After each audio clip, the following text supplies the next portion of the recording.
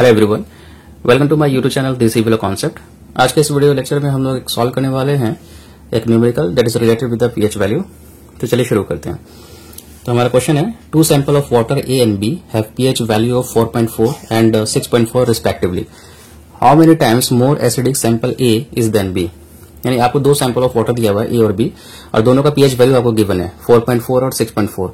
अब क्वेश्चन में क्या कह रहा है कि आपको जैसे कि पता है, आप क्वेश्चन एनालाइज करेंगे तो पता चल जाएगा कि जो आप सैंपल ऑफ वाटर ए और बी की बात कर रहे हैं उसका पीएच वैल्यू 4.4 और 6.4 है। इसका मतलब कि इन दोनों का पीएच वैल्यू 7 से कम है, यानी कि दोनों सैंपल ऑफ वाटर आपका एसिडिक नेचर का है। आपको ये तो पता चल गया कि दोनों सैंपल ऑफ वाटर आपके एसिडिक नेचर के हैं, लेकिन ये पूछ रहा है क्या कि how many times more acidic sample A is than B. मतलब ये पूछ रहा है कि आपका जो सैंपल ऑफ वाटर ए है सैंपल ऑफ वाटर बी से कितना ज्यादा एसिडिक है।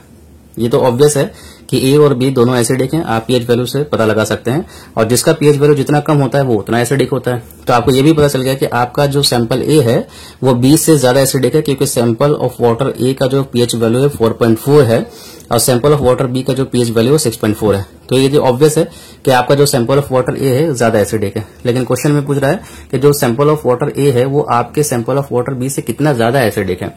तो चलिए इसको सॉल्व करते हैं।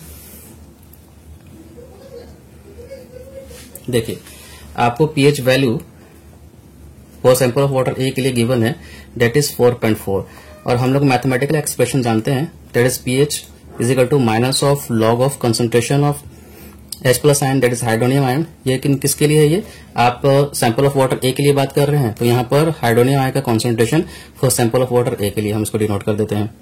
तो आप यहां से क्या करेंगे, H प्लस आयन का कॉन्सेंट्रेशन निकाल देंगे for sample of water A. तो क्या आ जाएगा आपको, that is 10 to the power minus of 4.4, और इसका यूनिट हो जाएगा मोल पर लीटर। क्लियर है?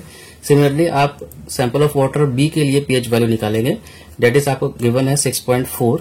तो आप यहां से minus of log HA plus यहाँ पर HB हो जाएगा, क्योंकि आपने sample of water B considered किया इस टाइम।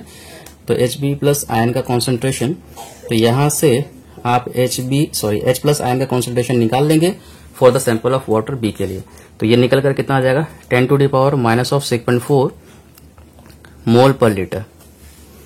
तो यहां पर ध्यान दीजिए कि आपका जो सैंपल ऑफ वाटर ए है जो सैंपल ऑफ वाटर बी से कितना टाइम्स ज्यादा एसिडिक है, तो आपको इसके लिए दोनों का हाइड्रोनियम आयन कॉन्सेंट्रेशन निकालना पड़ेगा। तो जिसका जितना ज्यादा हाइड्रोनियम आयन कॉन्सेंट्रेशन होगा वो उस दूसरे वाले सैंपल से उतना ज्यादा एसिडिक होगा।